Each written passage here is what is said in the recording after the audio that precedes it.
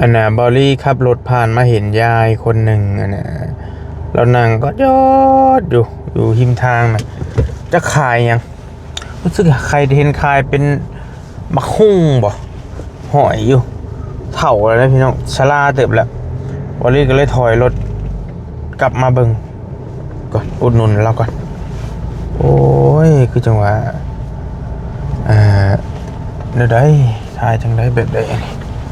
มีไปซื้อซอยบ่ยาไอ้นี่น่ะออนตอนอันเต้นอยู่พี่น้องเอ้ยเถ่าพอสมควรแล้วได้เราก็ได้มาเบิ่งก่อนขายเท่าใดแนวใดขายยังยายโอ้มีจักหมาคันมี2หมากหมากเท่าเลยหมากเท่าใดเจ้าหมาก30,000มี2หมากนี่บ่โอเคเอากลายไปแล้วขายได้จักพันแล้วมื้อนี้ก็ได้ยังได้คงไม่เท่าอันแล้วหาขายบ่แม่นของเจ้าอีกนี่บ่คงไม่เท่าหาขายในเฮือนนี่แหละหักหาขายอยู่นี่แหละเอาไปเฮ็ดเวียกของไม่เท่ามองหุ่งนี่ก็ได้ของไม่เท่าเอาเลยขายได้เลยย่ายสิเฮ็ดจะได้อันนี้เพิ่นปันกันบ่ให้ข้าเจ้าเอาคือใจดีแท้เอาเลยได้ในเรือนกายไปเลยเห็นนั่งใครก็ป้ออยู่ผู้เดียวแล้วนี่เนาะ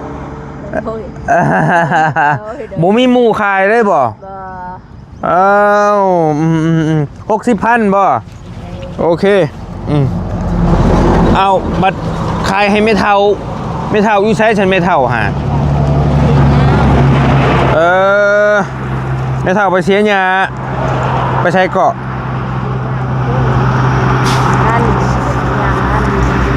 หมากละ30,000ได้พี่น้องเราขายขายให้แม่นะบอกง่ายๆก็ได้เขาซื้อซอยโอเคขายแต่จักโมงฮะแต่จักโมงเจ้าขายโอ้เบิ่งก่อนเสียเงินให้อันนั้นให้ไม่เท่าบ่อันนั้นเราให้ไม่เท่าเราโอเคเมื่อไว้ให้ไม่เท่าอันนี้ให้เจ้าให้ซื้อเด้อให้100,000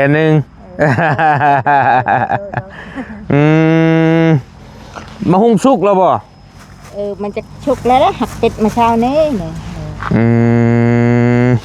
ก็ยังแข็งอยู่เลยพี่น้องก็ยังแข็งอยู่มาหุ้งธรรมชาติอยู่เพื่อนกับไผเจ้านะกับน้องอยู่กับน้องนี่บ่เฮือนน่ะเพชรใช้พานี่ลูกผัวไปใช้ฉันลูกผัวคอยบ่มีผัวบ่ยังบ่ได้เอายังบ่ได้เอาผัวซ้ำลูกหลานสิน้องไผ่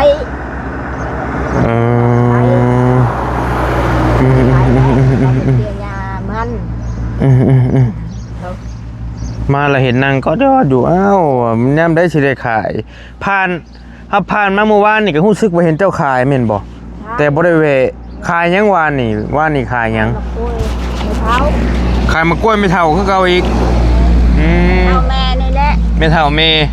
แม่เท่าไข่แม่หันอยู่นี่นะไม่เท่านี่คือแม่ของเจ้าบ่แม่ของเรายังนั่นอยู่ยังมียังนี่อยู่บ่แม่นบ่ขอโทษยังอยู่เราก็ได้อายุเท่าใดแล้วฮะคันพ่อหันตายแล้วพ่อเจ้าตายแล้วโอ้แม่มาอยู่นำลูกชายตัวนี้คือสิอายุยืนเติบพอสมควรอยู่เบิ่งทรงก็ได้จุ๊บเฮากำลังสิผ่านไปเวียกคืออยู่ดงเห็นกำลังสิไปอยู่ดงเห็นพุ่นแหละก็เลยเห็นแล้วกลับมาซื้อซอยผ่านไปแล้วกินนี่ก็ได้เอาซื้อบาลี่เด้อบาลี่เฮาน่ะจักเฮาอยู่บ่รู้จักเยอะคือฮู้จักบอกเดี๋ยวดีให้รู้จัก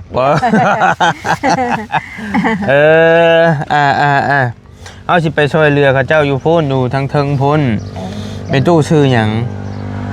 เชาซี ชาวซี เจ้าสีดอกแค่อายุเท่าใดฮะอายุเท่าใด ไปจักเท่าพ้นอายุ แต่หลายเติบเลยเนาะ ร้ายแล้วเฒ่าแก่ไปเลย ได้ละบ่จัก60ปลายคันยังสิได้กันเนาะ ได้แล้วนั่งขายรถแล่นผ่านไปผ่านมาอยู่หิมทางตรงข้ามเพื่อนเราเลยพี่น้องอันนี้ก็ได้จะได้เงินไปซื้อหยังตู้ขายเครื่องชื่อบ่ได้ชื่อบ่จังแล้วชื่อยาชื่อน้ำกินคือเนื้ออย่างน่ากินไปเนาะอันน่ะเป็นฮาวมีบ่จังแล้วก็ชื่อป้าแม่ไปกินนั่นแหละขัดเขาขายปลาปีกับคือเอาบ่เคยมีผัวบ่จังบ่ได้เอาผัวแล้วเป็นเท่าวันนี้อยู่กับน้องนี่น้องชาย2 คนเขาคนนึงอยู่ที่บ้านบ่เคยได้ผัวเลยบ่ตั้งบ่อยากได้บ่หรือว่าจะได้ตะกี้อยากได้ทุกคนนะหักเขาบ่มักเขานี่แหละตะกี้บ่ตัวทุกยากนี่ตะกี้หั่นโดยอ๋อบ่ว่าดอกมีคนมักเอาเลยแหละเขาก็บ่เอาเขาตัวทุกยากเด้ตะกี้ก็อึดเขาโดยทีนี้ได้กินข้าวหันเฮ็ดนาเขาแน่กับน้องนี่เฮ็ดนาเขาแน่แล้วได้กินก็ได้ขายแล้วตะกี้อันอึดอันนี้แหละคือข้าวกินเดี๋ยวนี้นะพอมีนามีให้นาเฮ็ดแน่นี่แหละนี่อันนี้บ่นาเจ้าโอ้น้องหันยังบ่ทันไทยฮุดเตะทางเลยแม่นบ่ทางหลังนี่กะแม่นละแคมทางอันนั้นละโอ้หน้าพุ่นฮอดพุ่นนั่นก็ตัวนี้แม่นบ่แม่นหมดนี่ฮอดทำนั่นก็ของกระเจ้าโอ้ได้หน้าเปะทางคักอีหลีโดยยับไปพูดเลยบ่ไกลบ่เพียงนั่นแหละเพียงกระเฮ็ดนั่นแหละหันของกระเจ้ากับตัววานหันยับไปทางหลังพี่ขอใช้ตุชวนนี่แหละเพียงชวนนั่นชวนแต่นั้นโอ้กว้างเติบนั่นก็ขาอันนั้นชะบ่ได้ขายบ่ได้แบ่งขายน้ำบ่ได้ขายเอาไว้เฮ็ดอยู่เฮ็ดกินเนาะแต่ว่ามันก็บัดเท่านี้แล้วเรื่องที่ดินพี่น้องที่ดินแปะทางยานเขาเฮ็ดทางอีกนี่นะเฮ็ดทางเพิ่นก็มีขอบเขตเพิ่นอยู่เพิ่นมีขอบเขตของเพิ่นอยู่กันว่าลุบไปกับบ่แม่นแล้วของเฮาตัวนี้แต่มันมีใบตะดินอีหยังข้างในเบิดแล้วว่ะมีเบิดแหละก็บ่ย่านดอกแต่ว่าในขอบเขตเพิ่นน่ะเพิ่นก็ต้องเฮ็ดนะเขตทางเพิ่นนี่ก็ได้กันว่าเพิ่นสิเฮ็ดจ้ะฝั่งนั้นหลายว่าฝั่งนาดินเจ้าตัวใดฮอดตัวใดเท่าเฮือนนี้เก็บชนตัวนี้แหละเรียนเขาอย่างนั้นแหละนี่แม่นและนี่อันนี้ยาวลงคนพุ่นเลยเนาะโอ้คนขายก็ได้ราคาหลายเด้ก็ได้ขายแล้วเรียนนี่แหละเอาไว้เนาะเอาไว้โอ้หน่อยคักแล้วอันน่ะแต่ว่าเจ้าหันบ่เคยมีลูกมีผัวเนาะเป็นผู้สาวโสดหลานอยู่กับหลานดอยก็บาปก็บ่กินข้าวกับหยังมื้อนี้กินข้าวแล้วกินบ่จักแล้วบ่มีบ่จักกินแหละอยู่คายนี่แหละได้ไปหาหน่อไม้อะไรกินเจ้าขายมีหยังก็เจ้าก็ขายตลอดบ่อยู่นี่ขายคันคอยเมย์ก็ขายอยู่เด้อเมื่อวานนี่ขายเบิดบ่หมดว่าเมื่อวานนี่ก็เบิดอยู่จักโมงเพิ่นสิเบิดฮะชำนี่ยังชำนี่ตอนนั้นเพิ่นแล้วจังหมดค่ำจังหน่อยเบิดหมดเข้ามาแต่ถึงเพิ่นได้เพิ่นซื้อซอยแล้วก็ ขายเห็นแล้วขายเรื่อยอยู่แต่ว่าแต่เก่ามันก็มีหลายคนอยู่หรอกขายอยู่นี่ก็ได้ หลายคนโด หลาย ยคนอยู่แต่วันนี้เมื่อวานนี่ก็เห็นเล่าผู้เดียวแต่ว่าบ่ทันได้เวเมื่อวานนี่มาวันนี้เห็นอีกเอ้าก็เลยเวซอยนี่ โดย ก็แบบพี่น้องข้าวหน้ามันก็พอกุ้มกินอยู่ยังพอได้กินอยู่เนาะใครอยู่ซั่นน่ะพี่น้องเอ้ยขอกินเห็ดนาเขาเนี่ยแหละขอกินปีกปูปีแต่เห็ดนาเขาเนี่ยได้กินเลยยาđóบ่อึดตะกี้เห็นอึดเข้าเลยแหละโอเคพี่น้องก็มาแวะยามไม่ตู้แล้วจะหน่อยก็สิไปแล้วมาคุยกับเราหน่อยนึงอยู่ดีมีแห้งเจ้าก็ได้โอ้ช้าทุกไปอยู่หิดแห้งก็บ่ได้สุขภาพบ่ได้เป็นแนวใดบ่พออยู่ใครสิดอกไม่น้อยรถก็ลายเฮ็ดแนวใดจังบอกวิสูตรเนี่ยก็เฮ็ดแนวใดคือสุขภาพดีแท้เฮ็ดแนวใดคือสุขภาพดีแท้กินยังแต่ละมื้อกินหน่อไม้กินหน่อไม้อันแล้วกินหน่อไม้โดยกินหน่อไม้สุขภาพดีพี่น้องพอกินแล้วแบบนี้ว่าบ่อยากกินทุกเนาะกินเด้อหน่อไม้กินอยากเอากินหน่อไม้นี่แหละกิน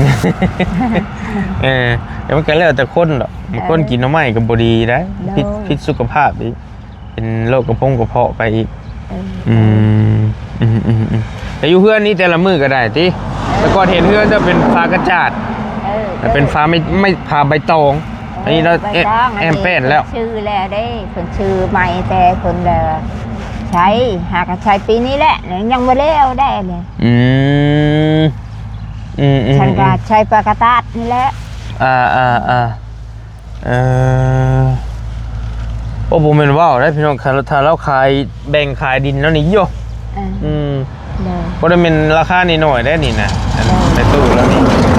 หน่อยเนาะถือว่าได้ลายน่ะปุ๊บหูลงหดลุ่มผมเพราะมันแป้ทางยางหนึ่งมันราคาดีพอสมควรแหละปุ๊บหดผูกวะยาวปุ๊บลุ่มกุ้งม่วงคุณบอตุกุ้งม่วงแมนแล้วเมนพุ่นบดเลยโอ้เป็นเศรษฐีน้อยได้เลยได้นี่ถ้าขายบดนี่เพิ่นบ่ขายดอกแต่สมมุติเราขายนะพี่น้องมันก็ได้เพิ่นขายก็ได้เลยแหละบ่ว่าดอกได้หลายล้านบาทอยู่ได้บ่แม่นว่าได้ถ้าขายเพราะว่าดินเป้ทางนี่บอกตรงๆเลยราคาค่อนข้างสูงหลายปีไปแห้งสูงพี่น้องไอ้เนาะไปมีดินแม่นและดินเป้ทางนี่ก็อยากได้ก็อยากได้แต่ว่ากะยามีลูกมีหลานกับป้าไว้ให้ลูกให้หลานขายแล้วเอาขึ้นบ่ได้ดินเบิดเลยบ่ได้นึงแล้วไว้ให้ลูกให้หลานอีกโดยนั่นแล้วไปพาก่อนอยู่ดีมีแห้งเด้อสุขภาพเข้มแข็งไปอยู่ให้มีแห้งไปใช้กับหลานไปก่อนจะมันค่ำแวะซื้อหมูหุ้งซอยไปแล้วโอเคไปเดินทางพี่น้องรถหลักกระทึกนึกน้องเดี๋ยวเอาอันนี้ไว้กันแวะซื้อซอยตู้แล้วปุ๊บปะเดินทางก่อนบอลลี่กับเป็นคลิปสั้นๆประมาณนี้มาแวะซื้อมาคุ้งซอยเมตู้แล้วกระบาบเราเห็นแล้วก็ได้เนาะเอาไปพันมากก็เห็นแล้วก็แวะซื้อซอยแล้วเนี่ยอยู่ดีมีแห้งไปแล้วพี่น้องบ๊ายบายเจอกันโดย